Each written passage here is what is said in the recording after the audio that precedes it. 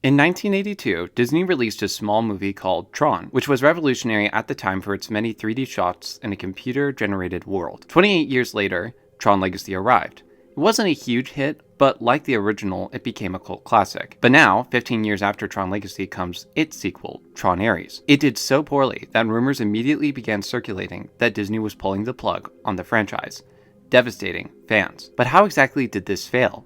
Was it poor marketing? Controversial casting choices? Or something deeper? It was a misunderstanding from inception to execution. Here is how Tron Ares misunderstands everything about Tron. Warning, this video will contain spoilers. Let's get some context. Tron Legacy was supposed to have a sequel in 2015 titled Tron Ascension, but due to massive in-house IP flops like Tomorrowland and with Star Wars on the rise, Disney decided to put the project on indefinite hold.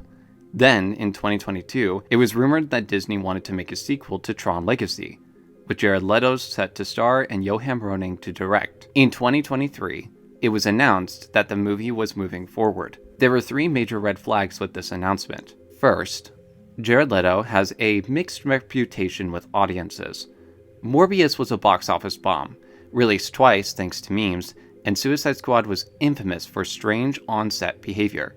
The director of Tron Ares was the second major red flag, as Johan Roning directed Pirates of the Caribbean: Dead Men Tell No Tales, which was seen as less than stellar, and Joseph Krasinski didn't return to direct. Third, the cast of Tron Legacy didn't return, alerting the fans. But like I said in my video explaining how we got to Tron Ares, Disney likely wanted to make a new Tron sequel because of their flops across the board in recent years, hoping their new Tron movie would attract a crowd. So how would Disney market this movie? They would advertise it as a Nine Inch Nails scored movie and try to sell it on vibes rather than a story.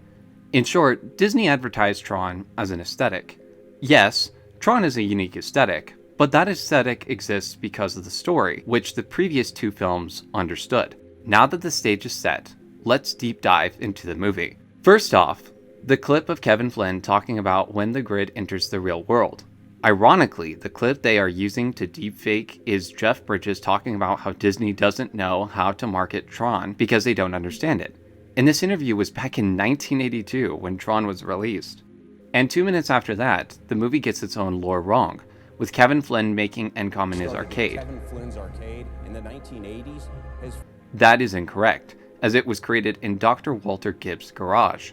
The movie also introduces the Permanence Code, the MacGuffin. But what's strange about the Permanence Code is that in the Tron lore, it was never mentioned. And it's wild that, apparently, when Kevin Flynn went missing in 1989, he left the Permanence Code lying around in the office. This code could have changed the entire outcome of Tron Legacy, which makes it feel like a retroactive plot device. Then there's the grid's design. When I look at the Dillinger grid, it feels cluttered and over-designed. Yes, it looks cool, but there's no design hierarchy. In stark contrast, Tron Legacy had a design hierarchy that could take your eye where you needed to. And a YouTuber named LGO pointed out a detail that made me completely not like the world's design. The missing vias on the suits. Vias are the little circles on the armor. I not only prefer the look of them, but they are also actually essential in computers to connect different layers of circuits in the computer. So seeing these contour lines without their circles, it didn't bring to mind electronics to me, and it simply looks like decorative contour. These vias truly made the costumes feel part of the computer world, mimicking computer circuitry rather than being generic sci-fi costumes. And there are so many characters in this movie, trying to be comic relief or add to the world of Tron, but it only just bogs it down. My best example is Cassius, a program that gets partially derezzed. When he doesn't get reconstituted, Eri feels great remorse for him. The movie tries to make us care about all these characters, yet it doesn't provide the necessary context to do so, or there are too many characters. It acts like there's emotional weight, yet it lays no groundwork. Then there's Kevin Flynn's character. If Kevin Flynn were removed from the movie entirely, almost nothing would change. So he's really here to help the marketing team. Very good, man. And to add insult to injury, Tron, the franchise's main character, isn't mentioned or seen once. People argue that Ares is the next Tron, but he doesn't fight for the users. Tron represents fighting for freedom, standing with users and programs alike.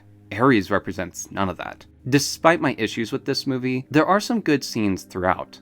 I loved the hacking income scene, where Ares has a strike force with the music, visuals, and story beats just hitting perfectly together. I also liked the Tron light cycle sequence until Eve Kim comes in. I also enjoyed the light skimmer scene, with a sense of urgency and even style. And when Ares becomes a user with a beat drop, chef's kiss. And listen, people would call me a massive fan of this movie.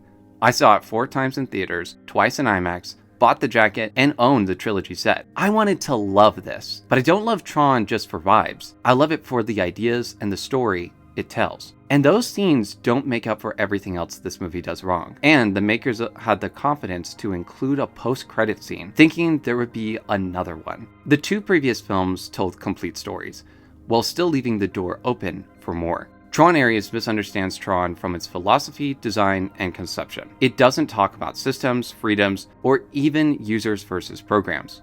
It just uses the Tron skin to make a generic movie feel grander than it really is. Tron was never about glowing neon suits or electronic music, but about sacrifice, responsibility, and fighting against oppression. Thanks for watching this video. Let me know if you guys want to see more content like this. I really enjoyed making this, and I will see you all in the next one.